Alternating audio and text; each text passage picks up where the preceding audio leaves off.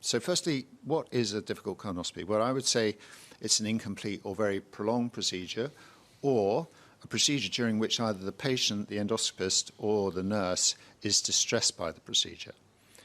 And I want to start with a missed opportunity to prevent cancer. A 64-year-old female presented just about 4 years ago now with a change in bowel habit, and she had an incomplete colonoscopy. The endoscopist switched to a pediatric scope, but because of severe pain, she didn't progress, and she ordered a CTC, which was the appropriate thing to do in our unit. It wasn't an inappropriate thing to do, and the CTC was normal. Now, the CTC has been reviewed since then, and the radiologist still thinks it's normal.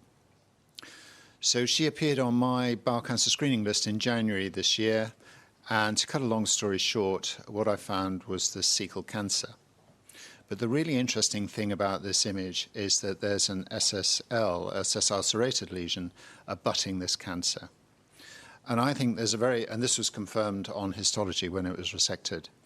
And basically, I'm pretty certain that the cancer arose from the sessile serrated lesion. That would make sense.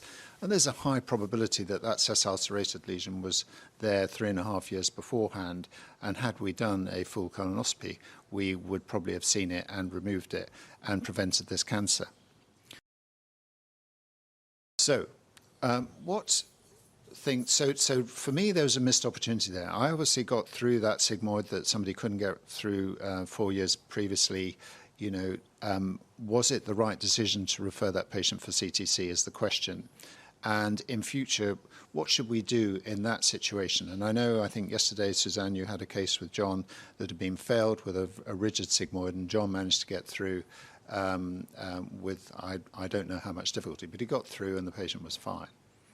So what I'm going to talk about is common difficulties, when we might bail out, what we might do next, and what needs to be in place. So I just want to make the point that I'm aware that the people watching this will be working in all sorts of different service environments. What I'm going to talk about would be applicable to this service environment here, or the one I work in. But the principles I'm going to talk about will be applicable to any environment, but the solutions and the approaches, I think, would probably be different. When might we bail out? Well, bail out, for people who don't know what bail out means a stop attempting to complete the procedure. So you're bailing out, like you bail out of an aircraft if you're doing a parachute jump. So what sort of things might affect the decision? So what I'm trying to do here is deconstruct sort of what's happening at this moment in time. And of course, there are lots of things that might affect the decision. How important is it to get to the cecum? How confident and competent the endoscopist is, the attitude of the endoscopist, time, equipment, all sorts of things, and of course, sedation.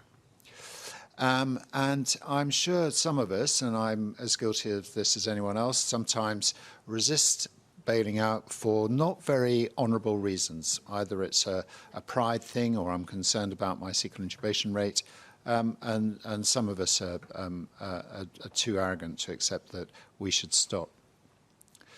So it's helpful, I think, to have some principles underpinning the decision. So the primary consideration has to be what is in the best interest of the patient, and secondary considerations, as I've put there. Now that box of yellow is extremely important. And here, what I'm getting at here is when you're making a decision to do something, you shouldn't be thinking, well, I don't have a polyp, advanced polyp expert around, so I'm going to only offer the patient an operation. That's entirely inappropriate. So really, the decision should not be constrained by what's available, what choices are available to you. That's really, really important. So I'm just coming all the way back and straightening it, firstly. Yeah. So back to first principles, we get everything in a straight line, and we can try again, and we go in a little bit slower. And then we try and guide the tip this time. So I'm just going to try and move the tip. So that's pushing me back. So that's immediately forming. Do you see that? Immediately forming, laterally and anteriorly. So yes, I could see that. Yeah. We're gonna apply some pressure, and we're going to put some pressure right underneath the spleen. I'm going to ask the nurse to curl the hands between the rib cage and the hip, and then push with the flat of the hand down here. Yeah? And that's stopping both the lateral and the anterior component. And then I'm going to do just slow movement just again, just up to the diaphragm, tip down and go around the splenic flexure. This is me pulling back because I'm around the splenic flexure, and I guide the tip into the transverse. And with that and a little pull up there for free. And with the pressure on, the difference is phenomenal. So there we go, and we're just slowly going around the transverse colon. So I got slightly distracted there while someone was showing me a sign, and I missed a bit of it. But my recollection is you're applying lateral compression. Is that right? Because I saw a bulge going laterally. Both lateral and anterior. So yes. If you can see on me, I've got a hand here between the ribs and the iliac crest, and then the heel of the hand pushing down anteriorly. Yes? Not very much, no, but it's completely changed the physics of the colon. Okay. So in summary, you were doing about 3 things there. So the stiffener, the compression, and going very slowly. Yeah, more slowly than I did before. If you remember, we had a discussion in the planning of this meeting that we might include something about difficult colonoscopy, because difficult colonoscopy is an everyday experience for people doing colonoscopy. And the completion rates of colonoscopy indicate that people have a lot of difficulty at least 5, if not 10% of the time. So that's really what we're talking about here. And in the course of the conversations we had, it occurred to me that we have a very ad hoc, and